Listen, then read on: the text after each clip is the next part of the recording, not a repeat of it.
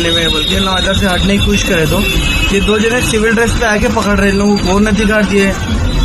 Traffic police से मेरी request है कमिश्नर साहब से, ये कौन परमिशन दिए उन लोगों को सिविल ड्रेस पे ठहर के गाड़ियां पकड़ने की?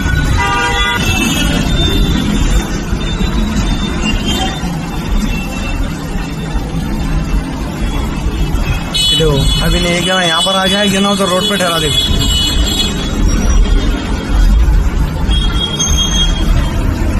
चोरों को पकड़ देने फील्डिंग जमा के पैसा पकड़ रहा है कि भाई यहाँ है, एक जना वहाँ है, दोनों रोडों के साइडों में ठहर गए।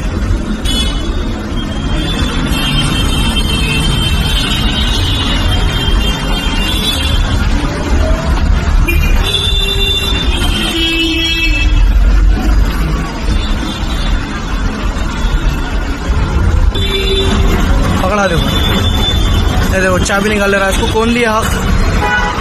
हाँ, इसको कौन दिए? वहाँ पर पुलिस वाला है, इसको कौन दिए लेके आने का गाड़ी उधर?